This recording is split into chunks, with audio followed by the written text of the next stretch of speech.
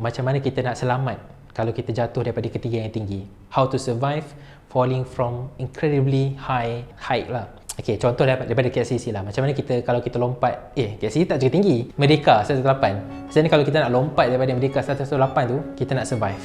Jangan tidur kat sini di rumah. So, pertama kali kita kena faham konsep macam mana orang jatuh lah. Of course lah, kita jatuh sebab ada gravity. And sebenarnya kalau there's a famous saying lah, it's not the fall that kills you, it's the landing that kills you. In terms of science, kalau dari segi Isaac Newton, dah bagilah equation the force equal ma, mass A acceleration. So acceleration ni kita dah pecahkan lagi kepada delta V.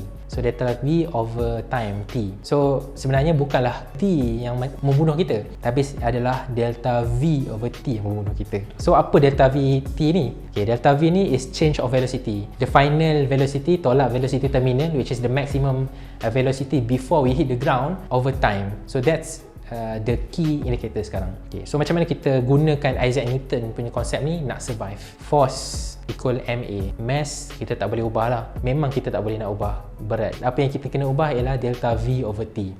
So the common easy way, delta V over T, and kita pernah juga jumpa beberapa case kalau orang yang jatuh daripada kapal terbang, orang yang jatuh daripada parachute, jatuh and still survive. Kenapa still survive? Kerana dia ada bantal lah.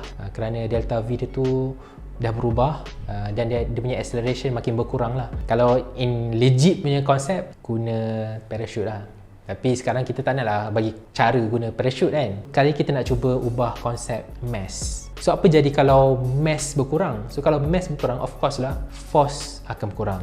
So ini apa yang kita nampak lah, apa yang kita nampak di natural world sekalian kita lah. Contoh, kalau kita baling semut daripada Merdeka 118, semut tu landing InsyaAllah okey. Contoh macam tikus. Kita baling juga tikus daripada atas tingkat 118, tikus tu akan survive.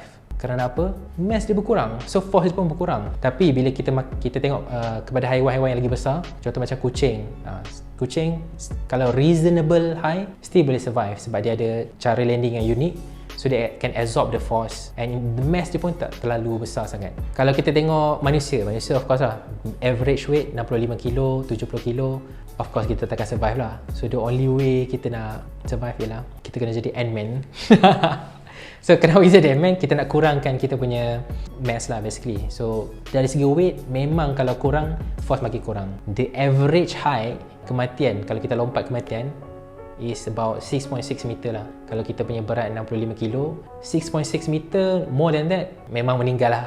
Kalau lower than that, insyaAllah lah ada chance to survive with very heavy injury. Macam tu. Kalau contoh macam parkour, of course lah parkour ni tak adalah ketinggian mana, tapi kita punya pergerakan parkour tu ada setengah pergerakan yang akan absorb the impact lah. Contoh dari segi kita punya lutut, kita buat macam cushion, kita landing macam cushion. Itu apa yang parkour tu buat lah. Tapi of course dia limited to certain force jugalah. Any force pun memang kita tak boleh lawan lah force yang kuat. Contoh macam example lah, tangan kita lembut je, kalau ikutnya lembut je. Tapi kalau ada force yang kuat, kita dah tak boleh nak fleksibel. Sama lah macam mana kita kalau landing daripada tempat terlalu tinggi, walaupun kita try to flex our body, kita tetap tak boleh nak flex sebab tekanan dia terlalu tinggi. Tekanan tu akan place to earth dulu. Badan-badan semua akan retak dulu, baru nak buat parkour. So sebab macam tu.